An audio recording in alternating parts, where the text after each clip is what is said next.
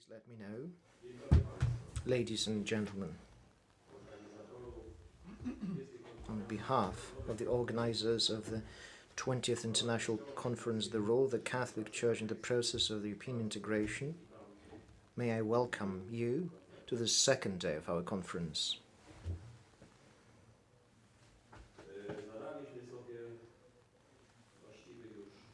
As a matter of fact, a number of months ago, we asked ourselves the question. It was when we already knew about the pandemic. And the question was, or rather the task, was to discuss that issue. By now we know that it is much more traumatic than we might expect at first.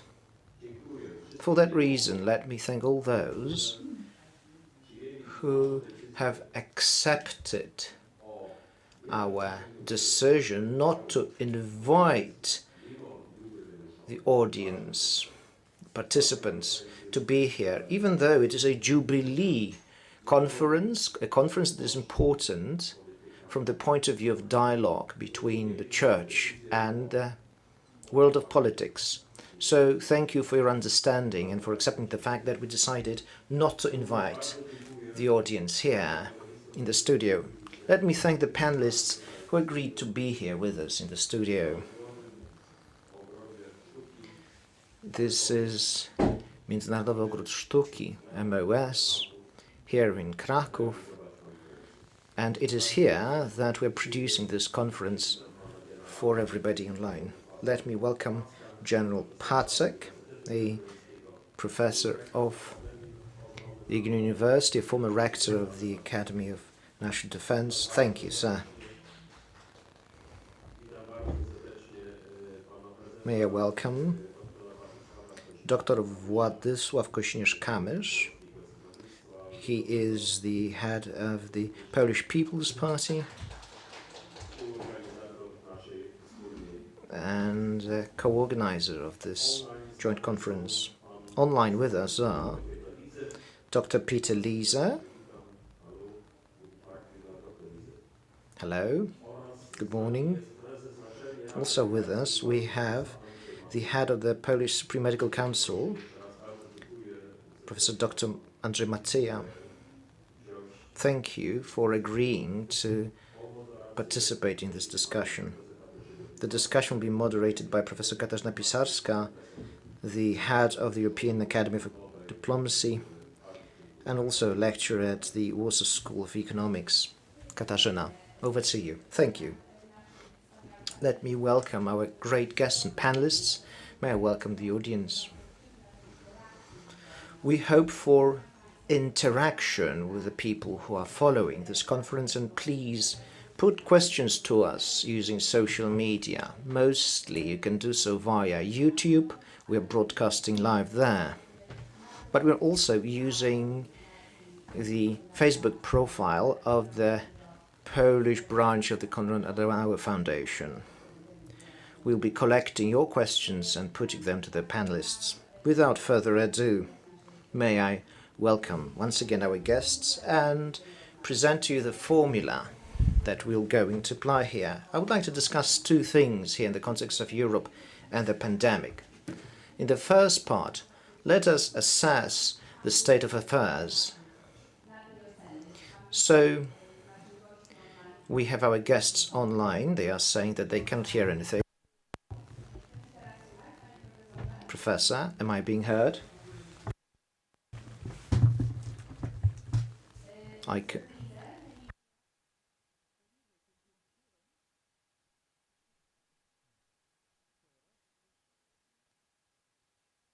Now I can hear you, by all means.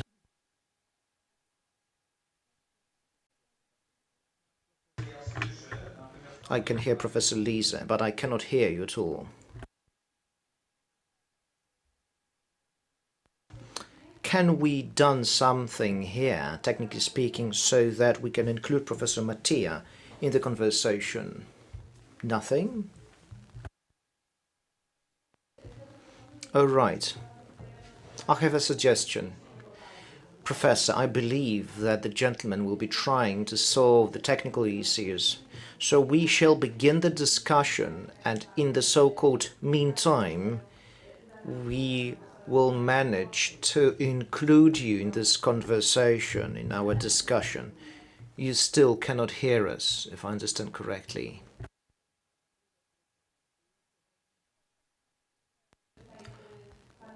I know that the gentlemen will be trying to help you, and they will let us know.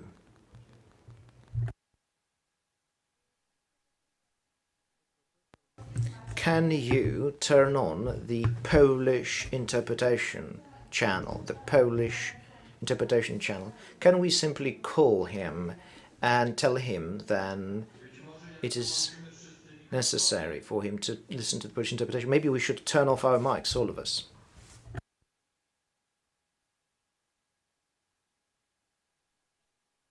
Apologies for these technical issues.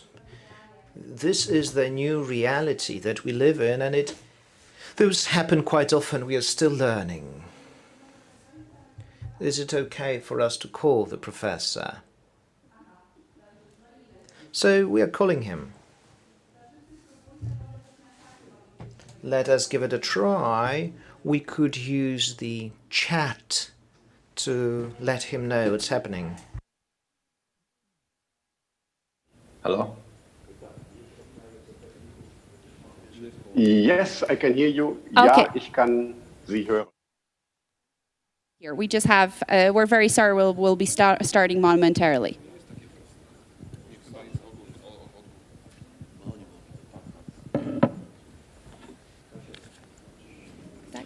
Szanowni Państwo, to...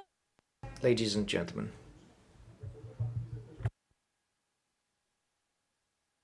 Thank you very much. I can hear you now. Hello, good morning.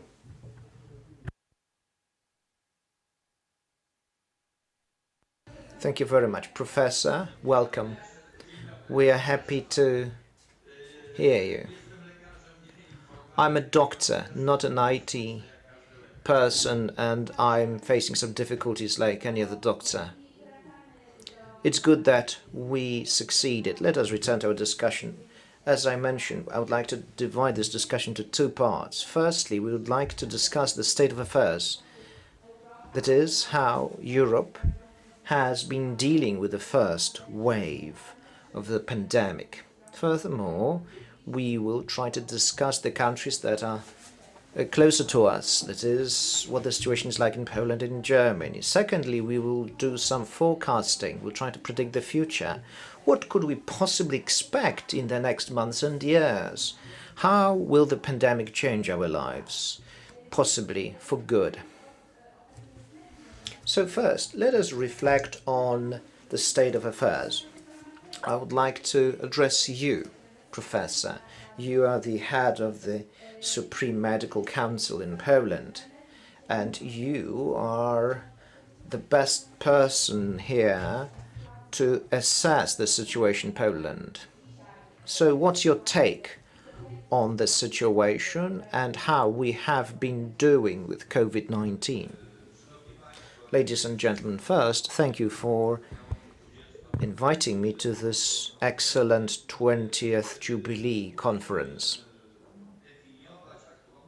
To define the situation as it is and to compare it to the situation in the EU, because Poland is a part of the said EU, we need to begin with what happened at the break of March and April throughout Europe.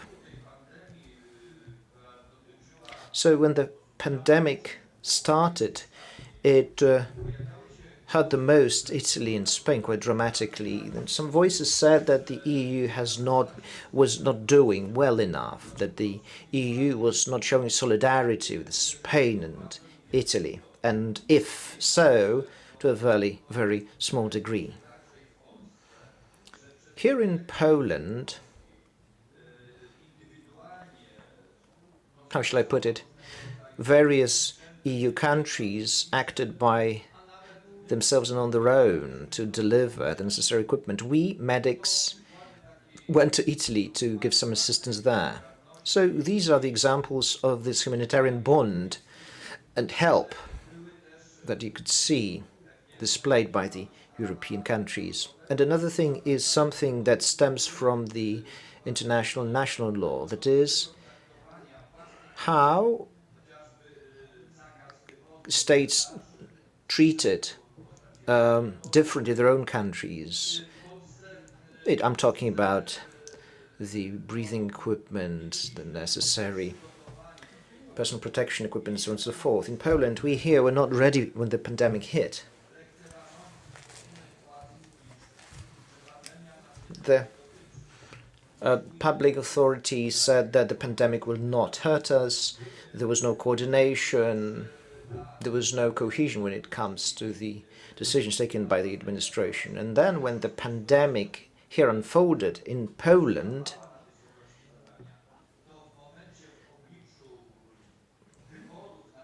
well, at first, it seems that politics had the upper hand and trumped the health concerns and the health needs here in Poland. So there was a gap that was fixed by this huge social solidarity. There were many activities and schemes. We, the doctors, created, we set up our own assistance fund, and we got amazing support from the society, including the Polish business. Concerts and clapping. This was an emotional response. Unfortunately, what we did not experience was any assistance from the national authorities. Similarly for Europe. Why am I saying that? When the epidemic hit the US, Mr. President Trump and the federal administration took, or rather passed, a special bill, the Good Samaritan Bill, and it took them just one day to do so. No country actually followed suit here in Europe. In April, I appealed to the national authorities. Unfortunately, that clause was not supported. What is it about? In the US, the medical personnel, I mean all of the medical personnel, basically is released from criminal responsibility, and it happens in the time of war and the time of pandemic. Here in Poland, it is not so. This clause was not adopted.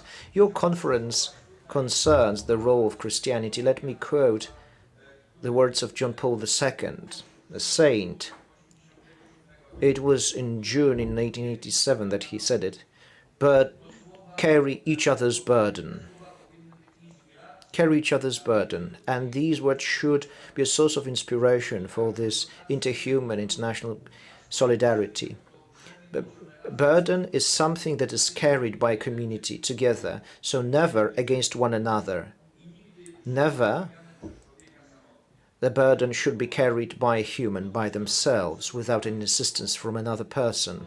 These are historical words, and they now form a part of our joint national memory. However, these words were largely forgotten during the pandemic, and this pandemic will continue. The fire is getting cooler, is being extinguished, and people are getting impatient, not only here in Poland, but in the EU. And it is something that we shall discuss here in Poland, here at this conference. So we, the medical personnel, are at the very verge, at the very edge of a breakdown. We need more support, social and other kinds of support. So the issue of responsibility should be a dominant one, and it is something that is responsible for 70% of our well-being. Thank you very much, Professor, for this broad look at those last months here in Poland. And now you will hear from a guest who's in Brussels, Dr. Lisa. would you please be so kind as to present the situation from your point of view, how Europe has been dealing with the pandemic? What's the situation like in Brussels and Germany?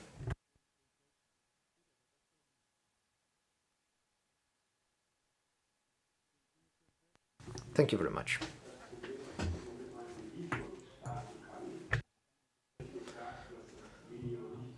I have a bit of a problem here because I cannot stream video here. Oh, here we are. Now you should be able to see me. Excellent. Thank you once again for having invited me to this important conference. It was a few years back that I had the pleasure of participating in it personally. It's a very important platform of dialogue. And thank you for choosing this particular subject for discussion. So first, let me follow up on the debate that has been ongoing in very many European countries, including Germany. Some people, unfortunately, continue to say and claim that this pandemic, that COVID-19, is not a very heavy disease. Donald Trump, who fell ill himself, claims that it is not something worse than the flu and there is no reason to panic.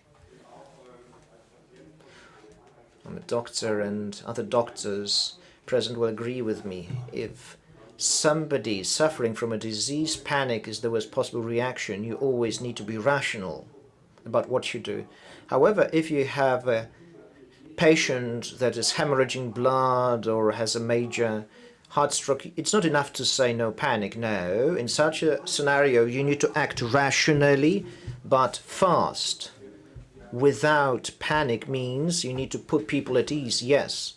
However, at the same time, if you have a patient that is suffering from a major disease, the situation may turn out to be deadly. So COVID-19 is something much, much more serious than a seasonal flu. I came to see just that in March. I saw it quite clearly because I saw what was happening in Italy and Spain. I was responsible back then for the medical policy in our political group. I'm a doctor myself, and Mr. Albrecht will remember we had this last regular session of the European Parliament, a regular session rather than an online session, and the main subject that we discussed was Italy, Bergamo, and everybody said we need to do our utmost so that the Bergamo scenario is not copied elsewhere. At the time, imagine that nobody talked about Spain. It was March the 10th and the 11th. At the time, Spain was not the main focus of our attention. And then, quite soon, you saw the same things in Spain as in Italy before that. By the end of March in Spain, there were 1,000 people dead, especially in Madrid. And it goes to show that in a matter of weeks, Spain had become the epicenter of the pandemic. By the way, it's something that happened only once with flu. We're talking about the Spanish flu that took a bigger death toll than the whole World War I. So somebody might say that it is nothing but a seasonal flu or similar to that. If somebody says that, you might say, well, it may not be worse than the Spanish flu, but nothing that we've gone through the last 100 years has been as hard as this COVID thing. I do not want to spread panic here. What I am trying to say is that I have my own fears. In Poland and Germany, in winter, you will see things worse than in March and April. So in Germany, we have had doubled the number of cases in the last week or so, so the dynamic of change is amazing. And remember that the virus spreads very fast indoors, 18 times faster than outdoors. And also you have the cold season. Imagine that you have one person in three in an office and they are suffering from a cold, they are coughing and sneezing. What can you do? And let us remember that it is like that the virus spreads. So I have no doubt that there will be a major uptake in cases at the beginning of the cold season. It is something that could have been avoided. And this is what Professor Matias said, previous speaker, the role of the medical personnel, and they need support. Somebody say, oh, come on, hospitals are not packed after all. We have flattened the curve, people say. We have flattened the curve so that, ICUs are not overburdened. And yes, we have done that. We've learned a lot. We have much better procedures by now. We have better procedures to treat the patients that are being hospitalized. But we cannot treat the medics. Well, we cannot subjectify them. One day, the medical personnel may be too few because the doctors will be getting infected. And then you cannot have a scenario, come on, the hospitals are okay, you're bored there, you're having fun there. As a matter of fact, the medical services are already overburdened. And let us remember, COVID-19 is a disease that can be treated without any long-lasting side effects. Some people have recovered, and yet for months they have been experiencing some delayed onset of the disease, delayed side effects. And yes, now at this point, hospitals can have some rest, but this is not a good argument, really. And another thing, I can hear voices even from major institutions, including the German Roman, come on, but we're disinfecting everything, all the surfaces. Let me be clear on that. I mean, you can do away with that, to be honest. So you have this carriage, you have a compartment in a train, and there it is full of people. Some of them are without masks. Then disinfecting the surfaces is absolutely useless. Furthermore, the virus is spread as a spray, as an aerosol, and then if you wipe the surfaces, will have no impact whatsoever. Similarly, wearing masks outdoors doesn't change much. What really matters are holidays, weddings, people meeting indoors in poorly ventilated rooms. This is what you need to have a closer look at, and you need to balance out the interests. I'm using some legalese here. So yes, there is this principle that you cannot interfere with what is happening in a family, but it is not absolute. If you are too noisy and you're disturbing peace, the police can enter. What about marijuana possession? The question is how to manage. Let's leave it for a moment and let other panelists to have their say. But we'll return to the subject later. Thank you very much for that. It seems that both here in Poland, in Germany, and throughout Europe, you can see a huge increase in cases. It was predictable. Everybody was talking about the second wave. The question is, are we ready? We've had time since March. It's been quite a lot of time.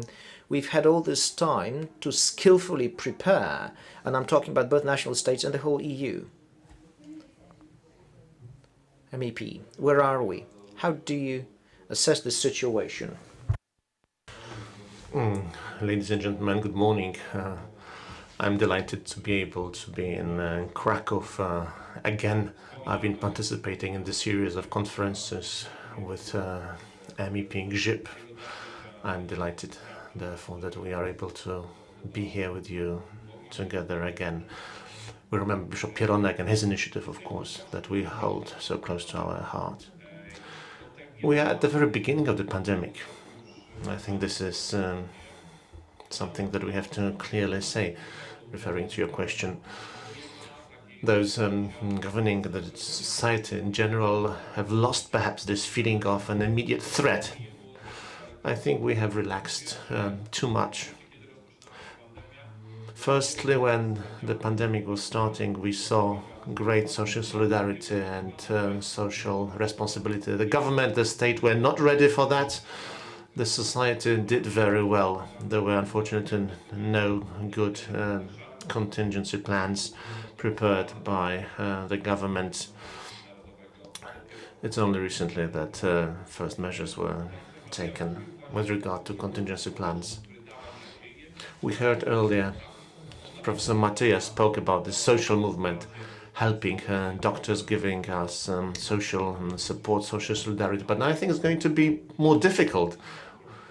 The pandemic has lasted for half a year at least, or longer, and much happened over that time. Certain words have been said here in Poland that made us less serious about the pandemic. About 20% of Poles, and this is the survey results from yesterday, they don't believe that there is any pandemic at all. 30% of young people, every third young person up to 34, do not believe not only in how serious the situation is and the risk is, we heard it earlier from Peter Lees, but they don't believe there's anything like pandemic. They say that it's a joke. So I think this is a big failure of our educational system, not only Polish, but European, global educational system. Anti-vaccine movements, anti-COVID movements, now they are becoming popular, more and more popular. At the beginning of the pandemic, I thought that what's happening in Poland will make people change their views, that we will come back to the scientific-based approach to diseases, that knowledge will matter. But actually there are charlatans, fools, I have to use this word very clearly, because of what they are doing, what the information they are spreading. There are more and more threats. 37 infections around the world. Until now, 1 million people have passed away. The two early days, well, I shouldn't say records, infections, record is, I think, a positive word, but I'd say just the highest number of cases in Europe this week, to about 20,000 in France, almost the same number in the UK. In Poland, we've got also the highest numbers. Yesterday was the highest number of new infections in Poland. The opening of schools, perhaps this was the reason. In August, I was saying we should continue with virtual teaching, remote teaching. Many people said I was wrong. But what happened now? Schools were opened in Poland in September. And yes, the flu season. Many people without any symptoms, young people, teenagers, come back home, infect their parents, then the parents go to work, infecting others in the office. Impossible to control it. It's impossible to say that we've got outbreaks, certain outbreaks in Poland, as we had in Silesia, for instance, May and June, then Małopolska region, because of mainly wedding parties. But we were able to localize outbreaks. But today, basically, we've got one huge outbreak all over the country. In my view, we have wasted the recent 6 months in our country. The hospitals, doctors have not been prepared properly. Doctors and nurses are exhausted physically, but also psychologically. It's a very difficult situation. When I speak to my colleagues, they are exhausted because of the changes, current changes and regulations, rules. They are feeling seriously under threat because of the virus and the whole situation around. Also, many changes in Polish acts of law. New rigors added to the responsibility of doctors, and there are also attempts to introduce new act of law in which politicians will not be held responsible for the decisions that are taken, but doctors are supposed to be even more responsible. So you can see two different approaches: whip for the health service And for the politicians, you can do whatever you want. So you're not optimistic. So. Well, I would actually say that I am very much surprised by how many people do not want to believe that this is a serious threat. It's terrifying, I would say. Terrifying perhaps is the right word here.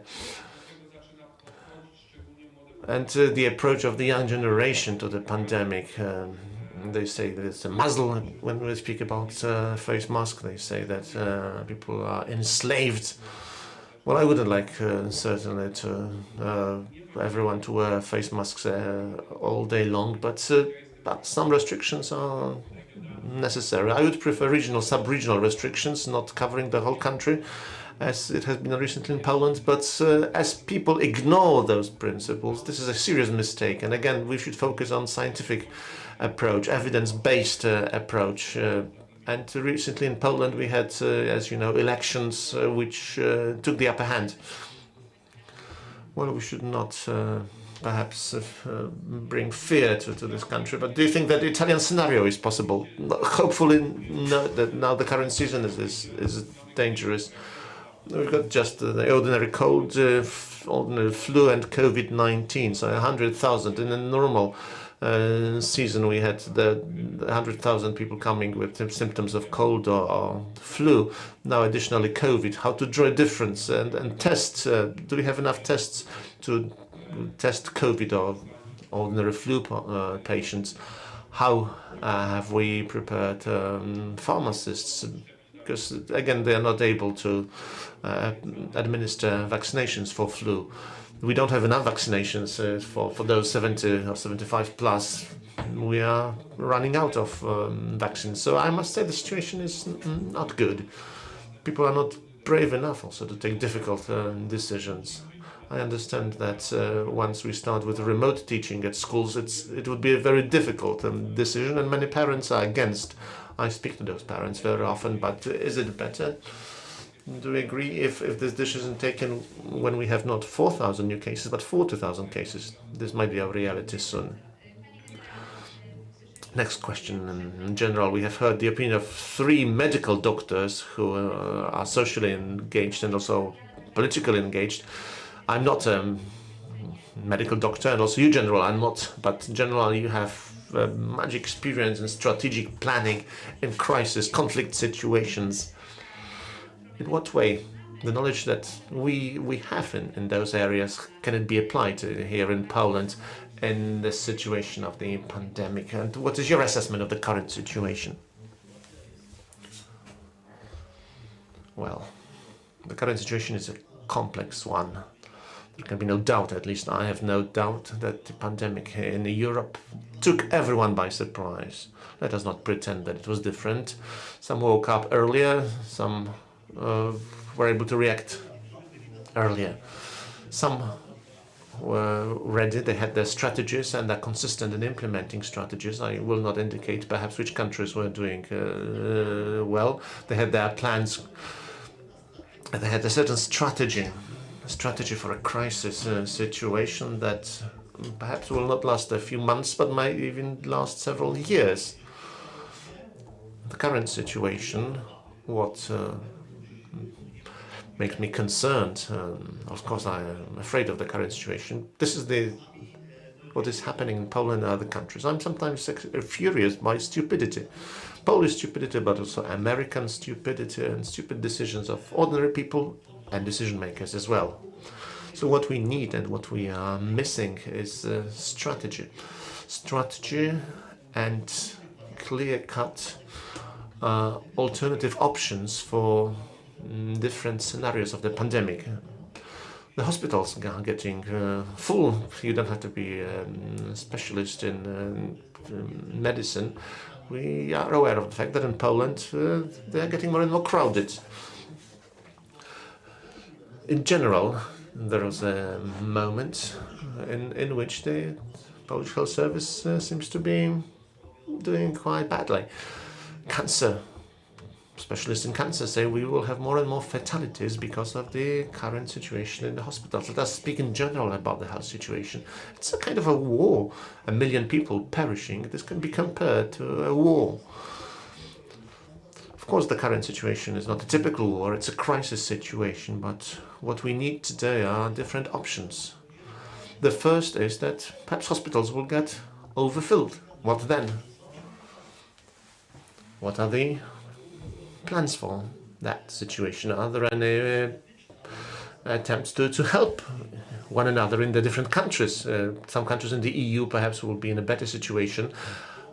Are there any plans also to prepare field hospitals in Poland? Maybe not today, but later. Do you know anything about that? Yes, there are some, of course, field hospitals. They are owned by the Polish military, but it's prepared for soldiers for a real war, and the numbers of those hospitals are not big. They're not enough, certainly, for big Polish cities like Warsaw or Krakow or Szczecin or even smaller towns. Maybe actually, imagine 100,000 or 1 million people in Poland in hospitals. Can you manage in such a situation? I'm not an expert again, but certainly you have to have different scenarios prepared. Another one related to infrastructure, another to drugs, or another with face masks. What makes me furious as well is that in the current situation, that is very much like a war. It's not a war, again, I want to stress it, but a war-like situation where political divisions should not play a role. Political decisions should not be divided as usual into different opinions, partisan opinions, but well, we can see it in Poland. Still, those divisions are very deep. It's quite similar in America, in the US, actually. The divisions very deep. Not only in those countries, in other countries also. Many protests also in Poland against face masks, wearing face masks. Well, the leaders, again, if you have a look at the leaders of our countries, we know how they behave. We can observe the behaviors of leaders, and many of them in Poland do not wear face mask. Well, in the Polish parliament and government, the president of the US falling sick. Imagine a war. If you want to be successful in a war, you sometimes have to have perhaps first-rate experience. And you just say 1 million, many people cannot imagine what it means. But once you see firsthand the victims, then perhaps your approach changes. So no matter what we are going to do, I would like to stress 3 points. First of all, let us forget about political divisions in Poland, but also in other countries in Europe, around the world. Focus on health. No matter who you are, whether you're minister, director, president, focus on human life, health protection. Then we should not just have trust in divine providence. I hope divine providence will help us, but let us do on our own whatever we can do in the best possible way. This is the second point. And the third point, it's about being consistent. Let us not be surprised. I myself, as a citizen of this country, I've noticed this moment in which we have relaxed too much. In the first stage of the pandemic, I was very disciplined myself, I admit. I was staying at home, almost wearing a face mask at home. When I was leaving, doing shopping, I was wearing a face mask always. Now I realize I've also become too much relaxed, perhaps, and others, well, people in general have become too much relaxed in Poland, but in other countries as well. It's a serious problem, big challenge for Poland, for whole of Europe, for the whole world. And I think also in a Christian way, human way, we have to help the others, help weaker. Because, well, we often speak about the current situations, say that yes, we are helping, we are doing a lot, but we are not doing much actually. Coronavirus now is both killing but also wounding many in an indirect way. people dying of other illnesses because of the current crisis, people losing jobs. We need solidarity, better solidarity, global solidarity, and better understanding of what we are doing. Absolutely. Thank you very much, General. Let us go back now to solidarity, among others. Before we speak about the future, I've got a question, a short question. And the dynamic of our discussion, we need to speed up perhaps a little bit because our time is limited. So now the next question is if I can ask everyone to stick to 2 or 3 minutes. So this question: does Europe have a place to occupy, a role to play when faced with the pandemic? In what way can national states find their role in this new context? Because many say that the pandemic strengthens national states at the cost sometimes of the European integration processes. So what is the role for Europe in your view? Or perhaps, after all, it's the national states that have protected and are still going to protect the citizens, while at the level of Europe there were hardly perhaps any tools, and there is no political will to do something together. Can I start perhaps first now with member of the European Parliament, and then Professor Mattia. So 2 or 3 minutes to one question.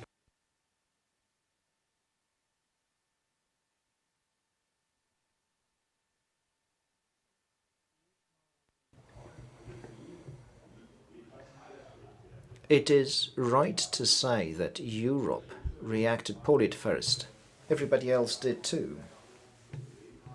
The national states did the same. Remember the time when we were watching the news from Bergamo. Then France, I believe, and one more country issued a ban on exporting masks. In the parliament we had a 2-week break, only after 2 weeks, where the sessions restored online. Now we're accepting patients in my own office. Some of them were coughing and sneezing. And in Bergamo, doctors are risking their lives. And we here are banning the export of masks. Chancellor Merkel and Madam Ursula von der Leyen apologized later for that. Many things were later improved. Ventilators were being produced much faster. The patients would be transported from Italy to other member states, also to France, so that was a good thing. Now, I think that is quite important here. There is a lot of solidarity when it comes to delivering the jabs, and many countries are involved, and basically at this point Europe has an agreement with 6 producers of vaccines, because vaccine is such an important thing, and I believe that quite soon we will have the first vaccine admitted. Well, I mean the first without any major risk, unlike it is the case with this Russian invention. And next year, I believe that a large part of our population will actually be vaccinated. So that is the way we need to act. We need to act in a European manner. Then better we'll be able to solve the problems. But this joint purchases, joint approach to vaccines, is it where the Europe can step in when the second wave kicks in? I believe that this effort should be global. Europe should be and need to be a precursor, because we are extra sensitive to the issues of the environment, sustainable development, so on and so forth. And this tradition of solidarity that we have here, especially social solidarity. So I believe that Europe as a whole, as a community, can play a major role. Now the details. We need to boost our information exchange.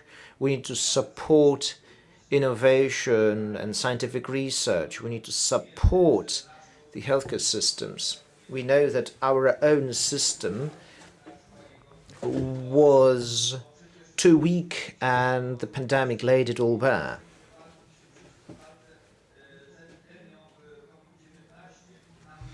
Now, we are fighting COVID-19 at this point, but we must remember about the impact it has on other sick people. In our fight against the pandemic, we need to talk about the whole system. What about the oncological patients? 30% less people actually are visiting oncological doctors, and I believe that the impact will be quite tragic quite soon. We, as Europe, need to create our own joint stock of medical equipment. We need to share knowledge. We need to pull in resources, including drugs. And furthermore, we need to jointly fight cybercrime. I believe the MEP mentioned that. We need to react to that not only as a member state, but at the European Union. So the member states versus Europe. Where are we in this pandemic? Well, there are two stages. At the first stage, the approach was different. We were all caught off guard. But then it changed. Major good decisions were taken, including the European Commission, and funds were released more locally. So it was easy to liberate funds and to spend it on healthcare. It was done at the local and regional level. And actually, I talked about that to one of the marshals. And this particular marshal, that of the Mazovian region, he dedicated all this money to importing equipment and to buying equipment. The second good decision is the budget and this post-COVID reconstruction fund, and it is quite a wealthy fund and far-reaching, and it deepened the progress of integration. Some people that represent the authorities, I'm not sure if they realize what they signed. This is the biggest European event since the Treaty of Lisbon. In terms of the European integration, we will have common debt and common bonds. It is something that we have not had for tens of years in the European Union, and nobody wanted to even discuss that, because it means that we'll be ever more closely bonded. So COVID accelerated this integration significantly, and hardly anyone noticed that. There will be a debate on that, because we will be supporting Prime Minister Morawiecki in this case, but I'm sure whether he will find support in his political milieu, because it goes against what is on the banners of his political circles. And so the science also is important, looking for the vaccine, and Professor Matei also managed to touch upon an important thing, other diseases. People approach me and complain about the fact that they are fed up with remote medicine. They cannot stand it. It's not about the extension of some kind of treatment when you're diabetic, because all you need is paperwork to get the drugs. But what about a new disease when the symptoms are disturbing? What when you need to pound on the doors of a hospital to get some kind of treatment and get any attention? That's terrifying. I believe that the role of the medical personnel is misperceived. Because yes, people are afraid, but there is a vocation that you need to follow, and you need to treat people even if they are suffering from disease that is quite contagious and it's a new disease, such as COVID-19. Thank you very much, NPP. What about you, General? First, let us look at the actual capacities that we have. Mind you, now the situation is somewhat different, and we are looking at it from a different perspective. I believe that the EU played an important role, and it was a positive role, and it did quite a lot when you juxtapose it with other organizations that could have done a lot and did not. So we need to thank many of the European institutions and many people who showed their efficiency and wisdom. What about the national states? Well, I harbor no illusions here. The pandemic showed to the national leaders that we in the European Union are too weak. We are a middle-sized country. So we are not strong enough to manage a major threat. And Europe has been focusing on the response to war, but people are dying basically en masse because there are victims everywhere. So the leaders need to retain what is national, but on the other hand, we need greater progress. I will say even more than what the MEP said. We need some kind of a system that would protect the weaker countries that can't manage by themselves. We need to think about other things, not only about the pandemic. What about the chemical and radiological weapons? Are we going to wake up all too late after a month or two? We need to leave the World War II trenches that we are in, mentally speaking. We need to take a look around. Everybody down there and up there, we need to draw conclusions. We need to respect what is German, what is French, and what is Polish. At the same time, what we need is to build a joint capacity, joint capability, so that we can react when there is a major threat. We need to retain our capacity to react, not only here in Poland, but in all member states. The solidarity that we saw, it was there. It could have been better. It could have been greater. But the national states themselves, they got lost on the way. They never know what was coming. They never knew what was coming. So, yes, there are all those initiatives, PESCO, Joint European Army. Maybe this should be a priority. What about the impact of what happened initially? In 2001, September the 11th, terrorist attacks, and the impact is still here. I do not to bring you doom and gloom, but we need to predict what might happen in a year or 2 or 5 or 15. And now we can move quite swiftly and smoothly to my last question, and then the floor will be given to those who follow. What is going to be the lesson that we're going to learn from the pandemic? Imagine, it's been 1, 2 or 3 years since our meeting. It is the 21st, 2nd or the 23rd conference here in Kraków. Is that pandemic going to change the way we work? Is it going to change our priorities? Are we going to be more aware of the healthcare issues, but also the environmental issues? Are we going to show more solidarity?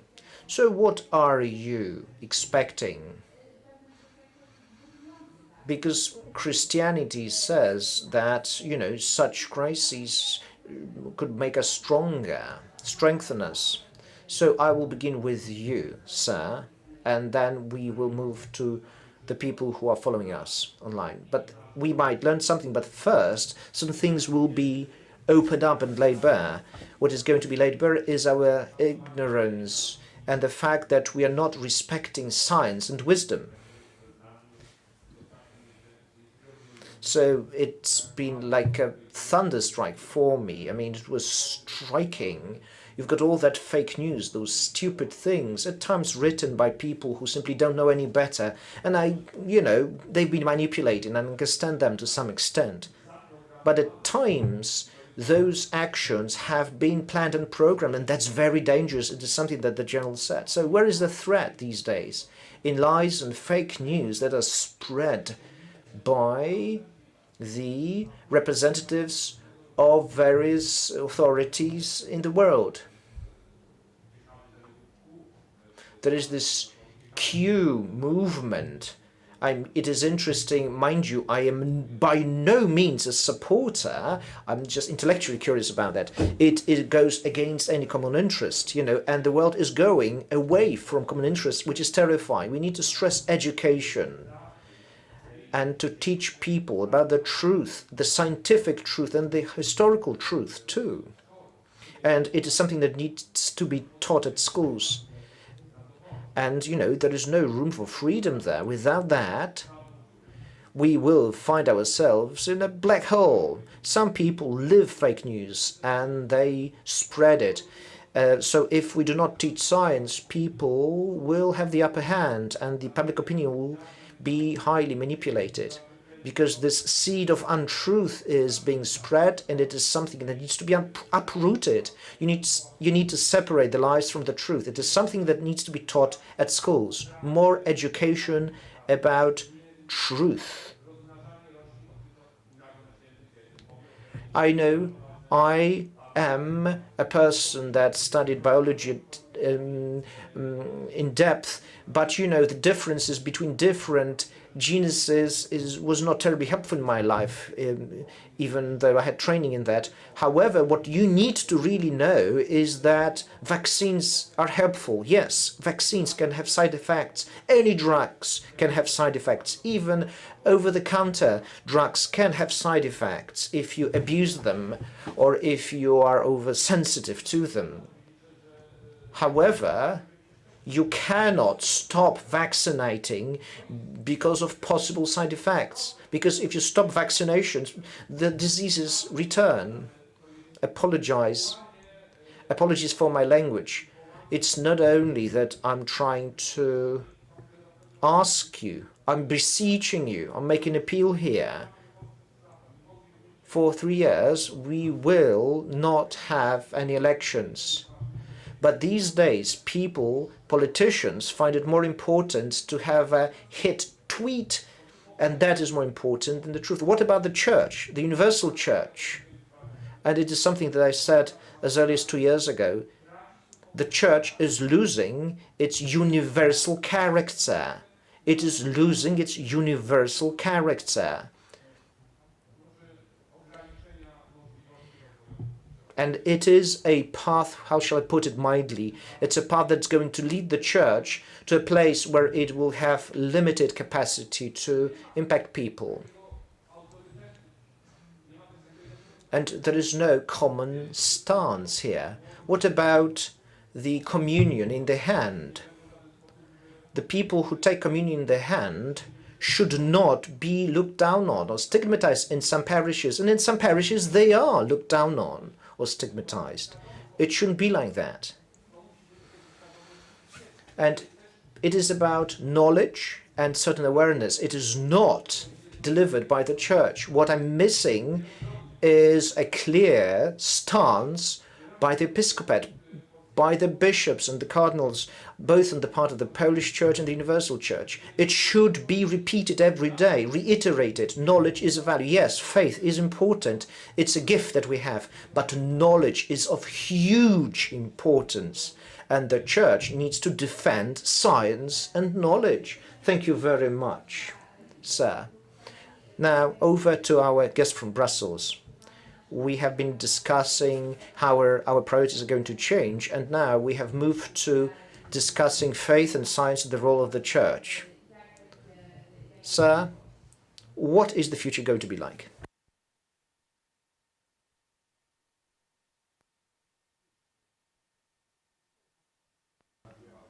I would name 4 things that we could learn from this crisis and the lessons that could be learned. First, we need to listen to science. Second, we need to define priorities. Thirdly, solidarity and intergenerational solidarity. Speaking about things as they are,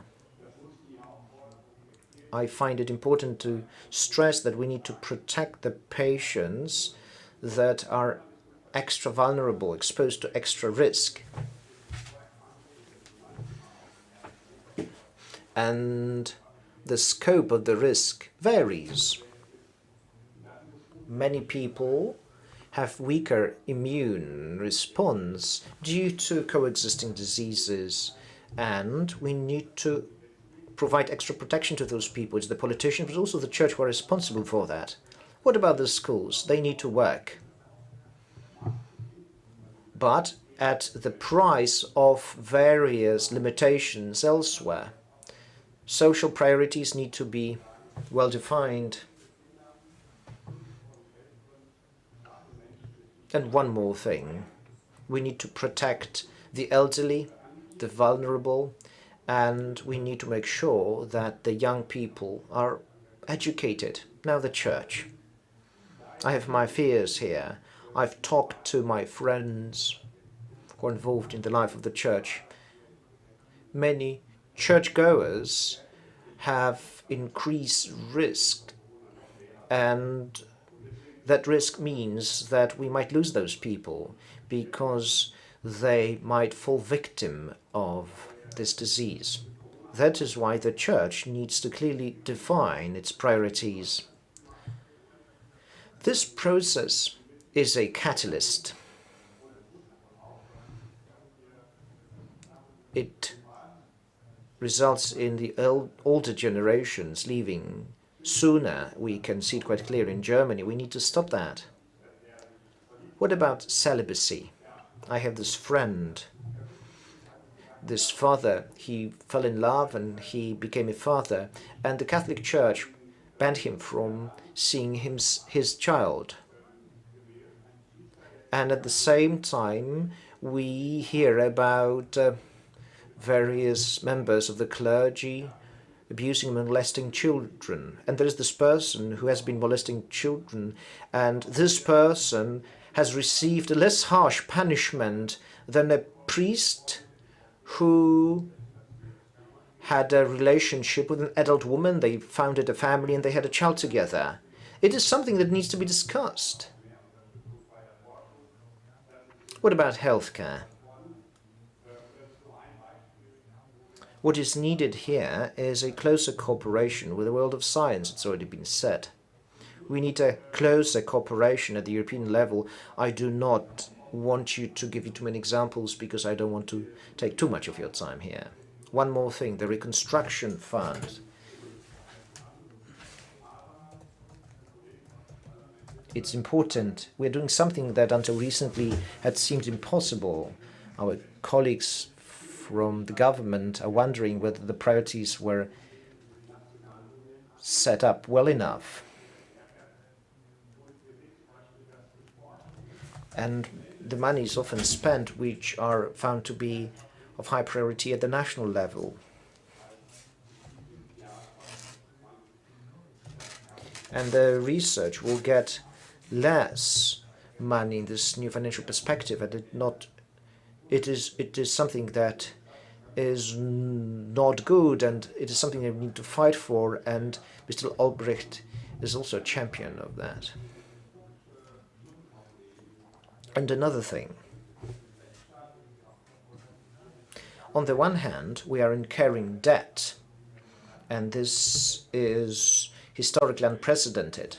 On the other hand, it is happening at the expense of the rule of law. So priorities are important. We need to set them straight. So COVID, listening to science. The same will be true about the climate change. We need to listen to what science has to say about that. We need new technologies that will be environmentally friendly. They need to be used. This money cannot simply disappear. And another thing is this solidarity that is intergenerational between older and younger generations. It cannot be so that the younger, or rather the older generations are suffering. It works both ways, though. The young people need to be able to protect the older generations, but also they need to understand that they need to act properly when it comes to climate change. So we all agree that science needs to be listened to. Is there anything to add here? Are we really going to listen to science in 2 or 3 or 4 years' time when the pandemic will be just a memory? do you think that this joint experience is going to change us on a fundamental level? Many psychologists study such large group change, and they say that for behavior to change, you need years. If you stop them, you revert to the original state very soon. Is it my turn, Professor? Madam, I couldn't agree more with what we've heard from the previous speaker, General. You are right. We are thinking in terms of conventional walls, but our biggest foe at this point is this pandemic, and I'm addressing Władysław, my personal friend. So the role of the episcopate has a role, an important role to play. We can see corona skeptics everywhere, but we need to fight them. Among our friends, academics and doctors, there are people who simply do not believe in COVID. There are skeptics among the clergy, and we need to influence them. Now, this is a health crisis. Is it going to strengthen Europe and our community? I believe so. I hope so. So, Corona is a kind of a test, and it could be a great opportunity for us. It will depend on how we're going to deal with the pandemic on the economic level. What are we seeing now?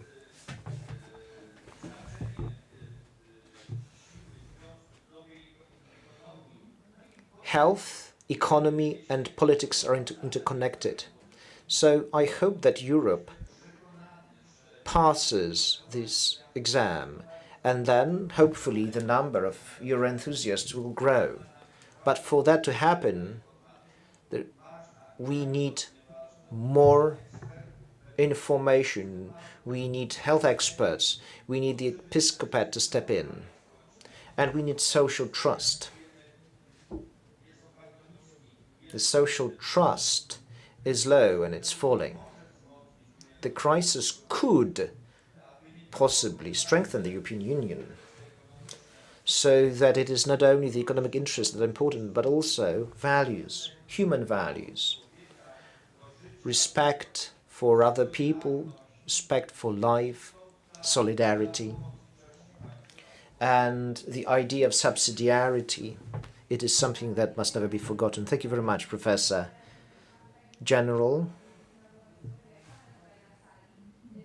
you are an extraordinary military expert. So this experience, is it helpful in our preparations for a hybrid war? We know that biological weapons is not science fiction. This is our reality. How can we perhaps prepare for such situations through the pandemic? Well, it's difficult today to say with a deep conviction about clear-cut scenarios for 2 or 5 years. Will we be better prepared because of the pandemic for the future? Well, the teaching of the pandemic, I think, is that we will never be ready.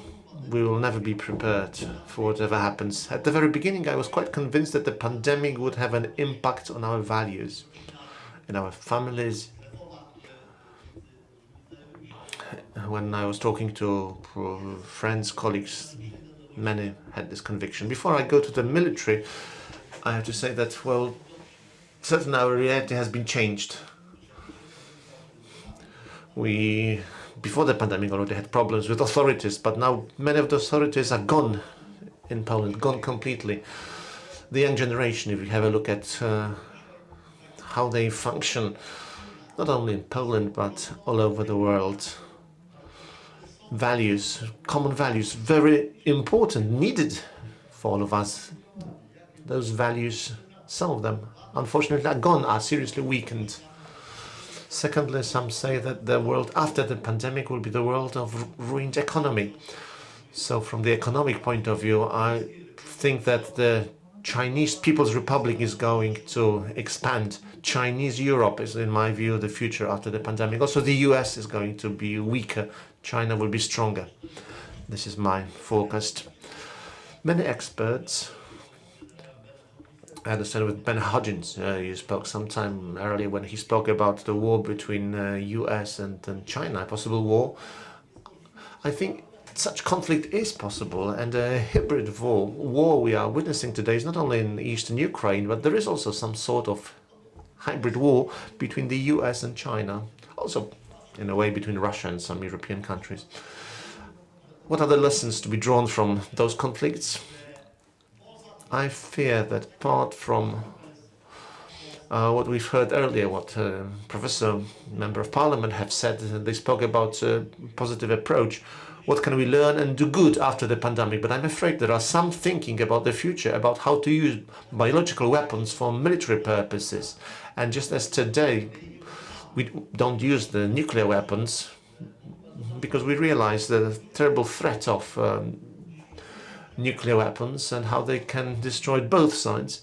Now our experience, I think, from the pandemic, this experience in a certain way is this experience can be used for hybrid war in the future. I think conventional conflicts are not likely at a large scale, but the pandemic is killing millions, maybe new, and other millions will perish. And I think that some might be actually tempted to use in the future biological weapons in a similar way. Many have seen that this is a certain solution, perhaps, the way means to an end. So I think future hybrid wars will expand. Let us ourselves do whatever we can, we as the global society, on the foundation of some values, common principles, common values, Christian but also Muslim and others. Let us, I appeal to everyone, let us, whatever we can, let us do and act on the basis of those common values, because one of the biggest problems of the world is also the falsehood and the lies surrounding us. I think now from geopolitics we can move to questions we are receiving from those in contact with us, watching us, observing the internet, Facebook, YouTube. Let us select several questions. Shall we start with one question or two questions? Yes, there are many following us. We've got 3 YouTube broadcasts with dozens of people watching us.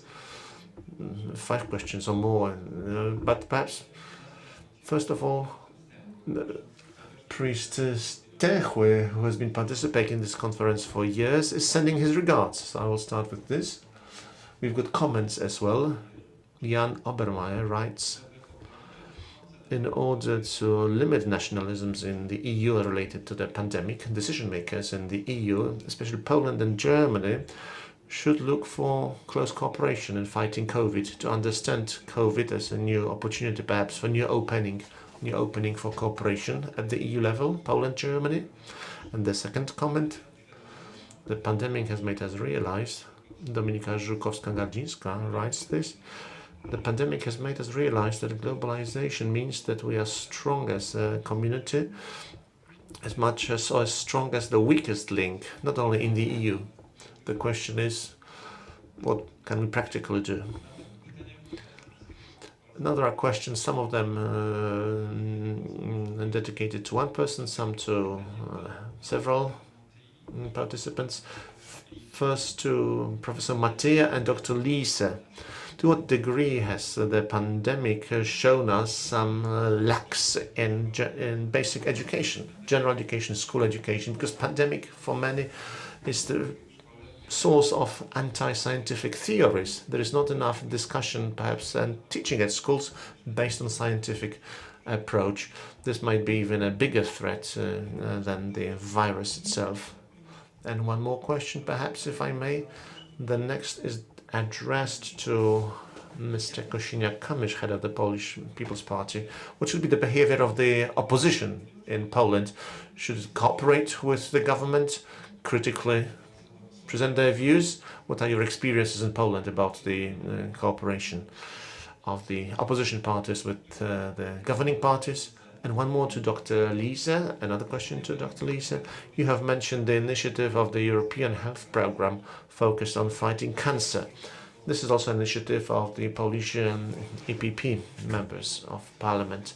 Maybe we should think about a complex EU health policy that will give to all European citizens the same access to different medical procedures at the level of all European countries. Maybe it's time to do that.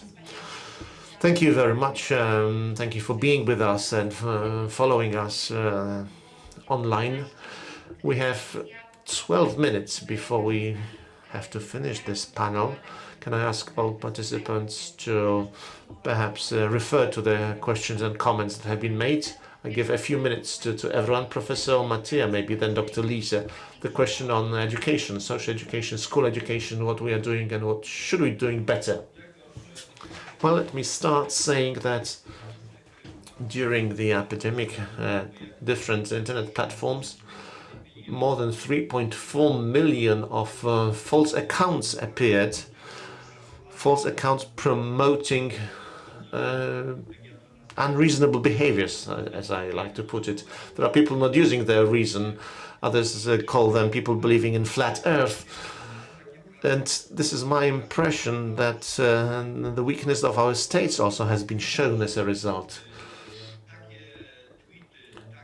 Such tweets, such comments should, in my view, also be prosecuted, because it's very much about spreading false information and giving false information to people who very often search for questions to their serious concerns, serious answers.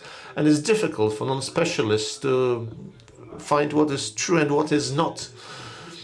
For this reason, we are trying to, but certainly it's not easy. We're trying to educate the general public, to indicate and show that you have to listen to the views of experts, scientists, and not pseudo-experts with different backgrounds. As I said earlier, it is also the role of the church that is very important, the role of science. We all have a role to play, institutions of higher education, but it all starts with nursery school, I'd say, basically. There were two questions to Dr. Lise on education, social education at the national level, but also at the European level. And the second question about concrete programs, health programs at the level of the EU. As we have EU cancer program, we should have perhaps other programs covering the whole scope of the health system. Well, the European Parliament is taking steps here. There is a special committee for fighting cancer, and this was the idea of MEP Kopacz. Also, Mr. Arłukowicz, the former Polish Minister of Health, is the head of the special committee. It's extremely important to discuss this issue. And now there are new opportunities appearing for us to work together to fight different diseases. But yes, I do admit that most of those measures are taken at the national level. This is the level where the funds are available. But I think we can do more, we as Europeans, at the level of Europe. We want to be taking steps at the European level on cancer, especially with the focus on cancer in children. We have to do more. I think we have to cooperate better here, and we are trying to do that to achieve some progress there. Also for rare diseases, especially in cancer with children, we have to support those patients in a special way. I'm also convinced that we are able to learn better from each other, because it's not only about the financial side, because some procedures are very expensive, but they are not optimum ones. This is the reason why we are going to carry on our discussion to look for better ways to communicate, because what really matters is that we should not just restrict ourselves to appeals, but to come up with procedures that will be helpful for the patients. As for communication, let me stress that at the time of the pandemic, we have to, first of all, make it clear that all children should have access to education. Of course, I fear that if we close down schools, there will be some children who will have little support, because there are some children who receive plenty of support from their parents. They will manage certainly, even when schools are closed. But there are other children in families that do not offer much support to them, will be in a much more difficult situation. This is a very serious problem, a very serious challenge to all of us, because again, there are some socially weaker families where there is not much support offered to children. And we have to remember about such families, such children as well. Now, as for fake news, let me draw your attention to the responsibility of the media in this regard. I believe that we have to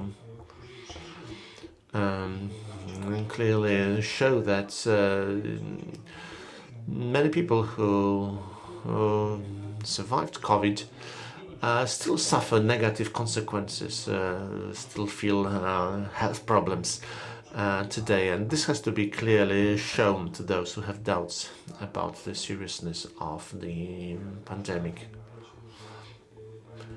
We have to remember that the infection numbers today, as they are very much different from what happened in spring this year. The procedures are different, and testing might be different, but if we can perhaps celebrate less, have smaller meetings, or fewer meetings, family meetings, but if that will be translated into fewer infections, this is the direction we should be going forward. I think we should be very much concrete in whatever we're doing. Thank you very much. There are also questions to Mr. Kazimierz-Kamysz, the role of the opposition parties in Poland. Thank you very much. With regards to the author of the question, well, we have, of course, some experiences here. We had some good experiences in March and April this year, the very beginning of the pandemic. We have a special State Security Council that was meeting, and the meetings, weekly meetings, organized by the Prime Minister Morawiecki with all parliamentary parties, sharing information, cooperating, reacting together also with representatives of local government representing different parties. This lasted for about 2 months, maybe even shorter, until the first so-called anti-crisis shield. We were also, of course, participating in the work. I participated in all meetings with Minister Emilewicz, other ministers, Prime Minister.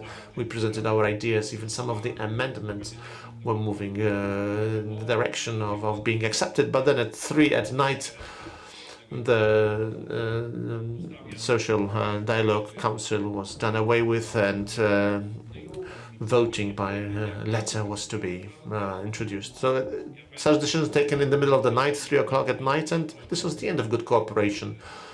I remember my conversations with Minister Emilewicz. She's no longer in government, but she actually also learned from me about those amendments, about doing away with the social dialogue institution. There was no discussion in the between the governing parties, and decisions again taken in the middle of the night, unacceptable. Wherever cooperation is possible, I will be open to cooperation. But well, we are open. Also now, in spite of the difficult experiences we've had in the recent months, we are open to cooperation. I asked Minister Niedzielski to organize a meeting with representatives of all parliamentary groups, with experts, representatives of doctors' institutions, doctors' chambers. Such weekly meetings, I think, are even more beneficial to those in power than the opposition. The opposition can, of course, contribute a lot, becomes also co-responsible. I think this can help. It was good in March, April, but now there is no discussion, no dialogue, no serious discussion. Of course, the opposition plays the controlling role, controlling function. This has been happening, of course, over the recent months. We should never agree to actually ordering equipment that is paid for but never reaches Poland. It's not a conventional war, but as you know, those who trade in arms are doing very well. Now they trade in respirators, but it certainly is not good for doctors or patients. I do expect good cooperation. I'm ready for good cooperation, but we need to be treated seriously. We don't have elections in Poland over the next 3 years. We should not be fighting for time on television, but sometimes maybe it's better to say nothing but to work quietly during internal meetings and not to use different information we have politically. We have 3 years, in my view, now that we should use well for cooperation between political parties, but I have faith and hope that it will be normal again. I think that we should all build and cherish this hope, this faith. General, we have just 2 minutes. What could be the message for us, for everyone listening to us, and general public? Well, first of all, we have to save human lives, human health in the context of COVID, but not only.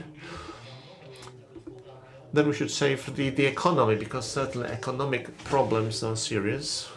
No denying of that. We have to treat it also very seriously. We have to help the whole health service. This should be a serious priority.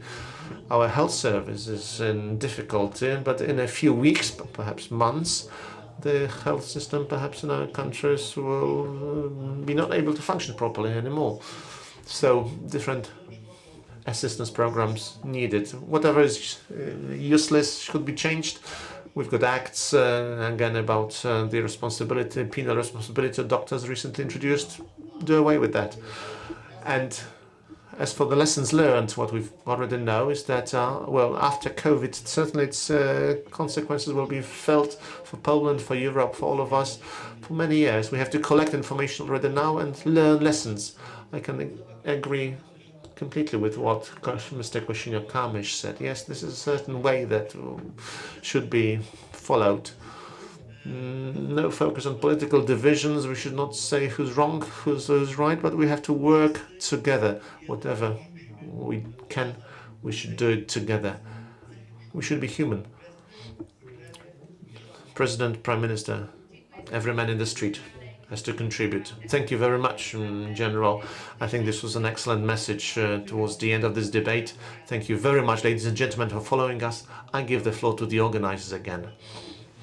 Thank you very much. I wish to thank you for being with us online, and also thank you to the people participating in the discussion here in Krakow. General Bogusław Pacek, Dr. Władysław Kościół-Kamysz, thank you very much for being with us here in Krakow. We were also joined by Dr. Lisa, member of the European Parliament, online, and Professor Andrzej Mateja. Thank you for being with us. Thank you for your virtual presence. So we are delighted that we're able to listen to your words. I wish to thank Professor Katarzyna Pisarska, our moderator. Ladies and gentlemen, it is time for a short break for us. And then after the break, at 12, we will have a special session celebrating the 100th anniversary of the birth of Pope John Paul II. As we're celebrating the 20th anniversary of our conference, we will be also celebrating the 100th anniversary of the birth of Pope John Paul II. I hope, ladies and gentlemen, you will stay with us. You can see the agenda. You can find it online. As I said, we resume at 12 o'clock. Thank you very much.